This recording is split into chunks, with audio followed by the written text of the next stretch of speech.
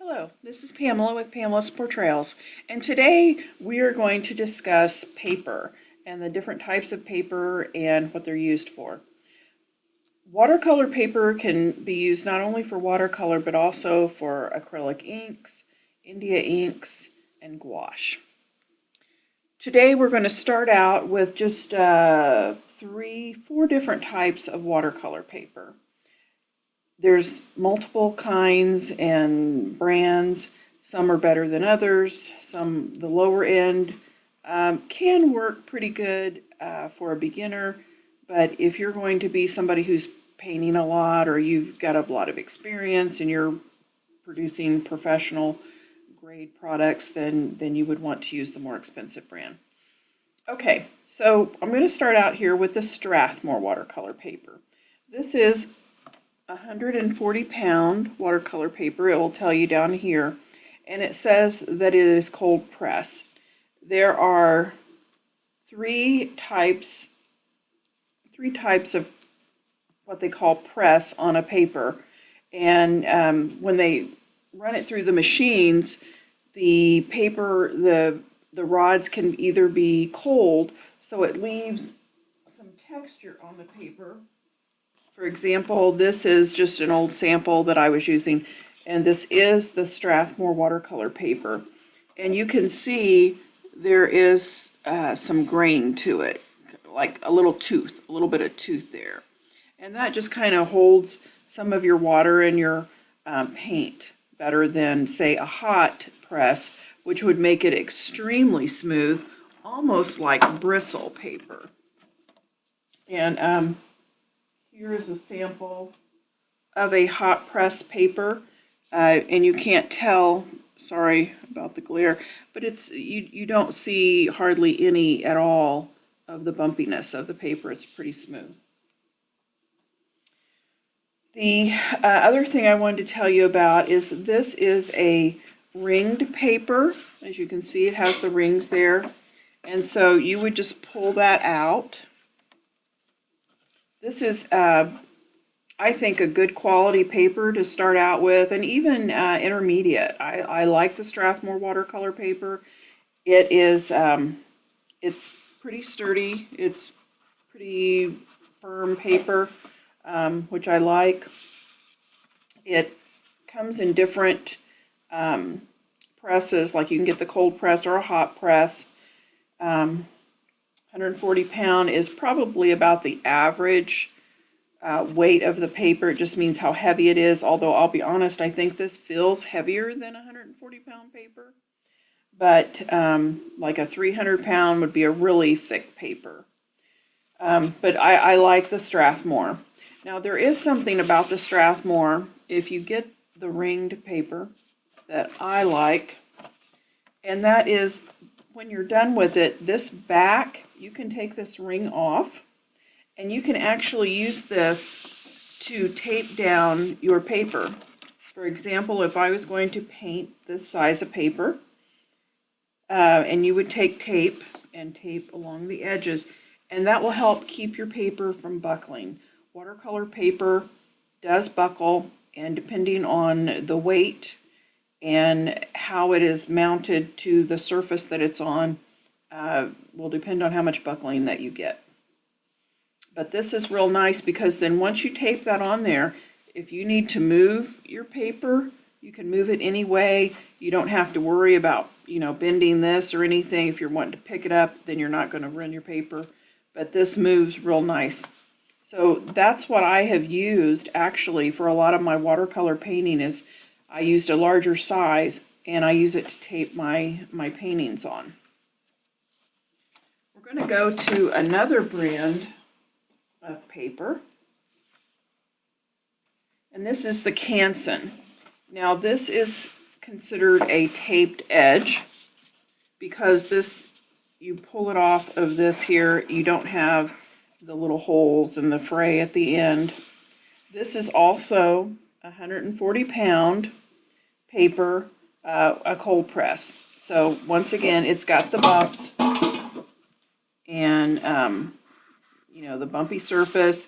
This to me does not feel as thick as the Strathmore. It is maybe a little bit more expensive, but you get a lot more sheets. For example, this has 30 sheets in it, and the other one only had 12. It's a good medium watercolor paper, good for beginners. It's not extremely expensive if you buy it on sale. Not for, you know, a beginner, because a lot of times we don't want to spend a lot of money when we're just beginning. But this is that kind of paper. And we're going to go to what some people think like the best watercolor paper, and this is Arches. This paper is 100% cotton. It is made in France. The other two papers were made in America. This paper is in what is considered a block. And that means it has like a gummy glued surface all the way around. And how you take this paper off, the reason it's gummed up all the way around on all four sides is that you can paint on this paper like this, and it keeps it from buckling. I mean, you'll get a little buckling if you use a lot of water, but it really helps with the buckling. You don't need to tape anything. You just work on here, and then when you're done, what you do is you can take a knife, or in my case, I take a palette knife. And this little area here, you just go right in there and you separate that paper, and then you just go all the way. I don't want to do it, but you go all the way around the edge and you cut that off. And like I said, I don't want to do it because I don't want to ruin this paper, but you can see where I've started cutting, and you just go all the way around all four sides, and then your paper's loose and you've got a clean sheet on the bottom. This paper is expensive. This one probably not on sale is probably $70, and that's for 20 sheets, maybe 75. This is what they call rough grade, and what that means is it's a little more bumpy than, say, the cold press. So here's the cold press, and you can see, I hope you can see the texture difference if I hold it like this, maybe, that this is really bumpy. And that's good for different types of painting you may do. It holds, Arches holds a lot of water. Then there's one more that I'm fairly new to. I haven't used before. And this is what's called a watercolor board. And it is already, you don't have to worry about buckling at all with this. I mean, this is not going to buckle. It is like adhered in some way to this like board on the back. This is the Crescent brand. I purchased this from Jerry's Artorama. It's a sample pack, and I got, I think, 5 of these boards of this size for I think $2.25, which for trying out art supplies, I think that's a really good deal. It is different when it absorbs the water. It's not like, it kind of, to me, it absorbs the water a little quicker, a little faster than some of the other ones. And there are different textures. You can get a rough texture, you can get cold press, hot press, and you can get thicker paper on it. Mine's just kind of like the regular paper. But this is really nice if you don't like your paper buckling at all. This would be really nice. And then when you mounted this, though, and you want to put your watercolor under glass to protect it, but when you do mount this, you probably would not need if you get the frames that have, you know, the backing that you take off, like a picture frame, you may not need the back picture frame because this is pretty thick in itself. So this would probably be, you would just put it in the frame and then close it up in the back with the little tongs that come down and hold it in. So those are the different kinds of paper that I'm going to talk about today. We are going to also talk about, when I talked about mounting your paper on a board, if you do not buy, like for example, the arches or the watercolor board, I'm going to show you a way to get your watercolor paper to have edges on it. For example, in this sample, I've got like some really nice straight edges. And then on the other, you see, I just bled all the way to the edge. And I did this painting just to kind of show you the different areas. So you can have the straight edge with the tape, or you can have just the edge where you just bleed out. And then if you was to frame this, of course you could, you know, just put the frame around it like that and frame whatever area you wanted. But if you like that white crisp edge, you put tape around it. So as you can see, this one is not, I did not get my edges straight.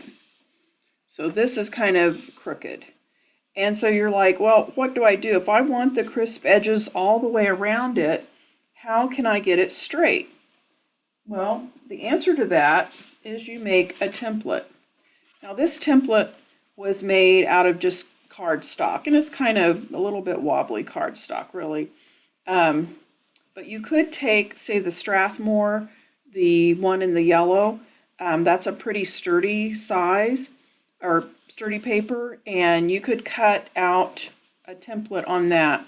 So, you know, you would have to, you know, measure everything out.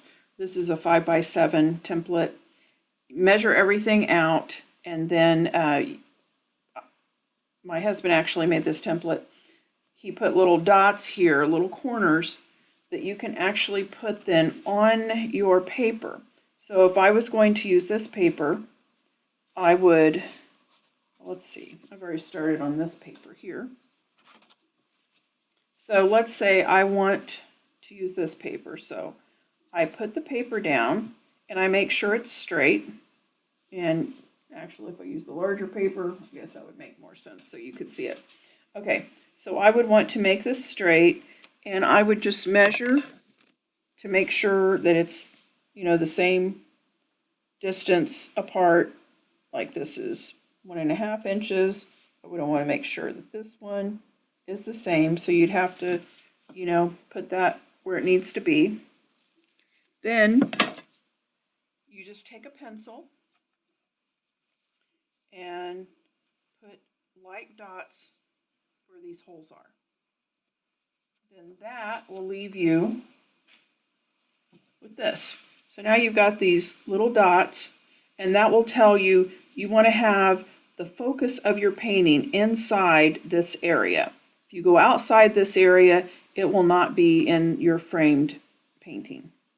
So the other thing that you want to do after you've done that, and this is where I used one of the large Strathmore boards. Then you get some tape. Now I've used this tape and I just saved it. I'm just going to reuse it because I'm using it as an example. This is a full sheet. I didn't tear it or anything. So you would want to line up that dot there, and that dot's too tall or too high away from it. So I want to make sure they both touch the same. So there we've got a nice straight edge because they're both touching the dots. And then you would do this one, I tore it in half, but you want the straight edge down. And so you would do the same thing, line those up and tape that down. And then do the same, obviously, with this side and this side. And then you're going to have a really nice straight-edged painting. Now there's one more thing I'm going to do before I close out today. And that is to show you the difference between the Arches watercolor paper that's more expensive and the Canson watercolor paper that is less expensive. Okay, this is the Arches paper and this is the Canson cold press. This is the Arches rough. So what I'm going to do is I'm just going to kind of give you just a real brief idea of how it holds water. So this is some colored water that I have just from previous paintings. And I'm just going to like really load this up. Just put, I don't know if you can see how much water I've got on there. That is a lot of water. It's really thick. That's even a little. And it is just taking the water, taking it.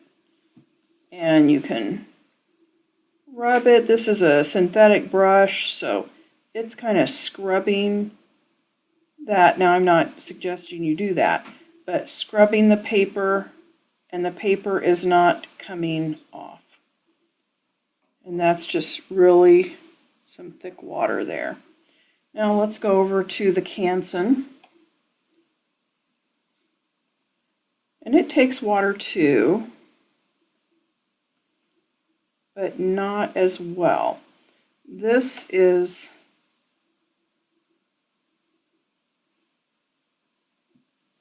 it's the same water. You notice that it looks different though. The color is not as intense.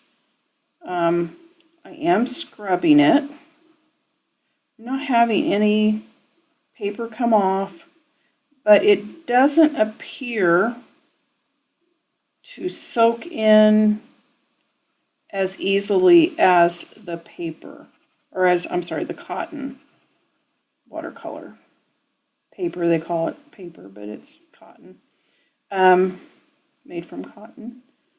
So here we have this, not bad.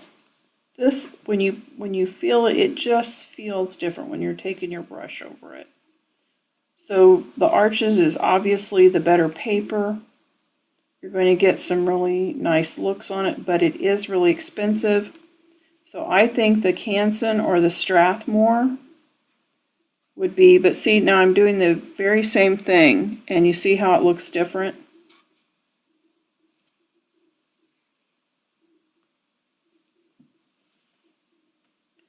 I think that because it's made out of paper, the Arches just absorbs more of the color. And I'm adding more water to this one just in case, because I put more water on the Arches, that's why the color is different. I'm using the exact same water. But as you can tell, it's still, this is more vibrant in color than this one is. And the way it soaks in is different also. So that's just kind of a quick test to show you how it looks different. I'm not sure if I've got like a good angle on that for you to see. I think you can see the color differentiation using the exact same colored water. So it's not because I picked up more pigment or anything. Same water, different look. So what I would suggest is the Strathmore or the Canson or a similar moderately priced brand is probably the best paper to start with. But then if you can afford it or you think it's worth it, the Arches is probably the best way to go. Thank you for watching, and I hope you have a great day.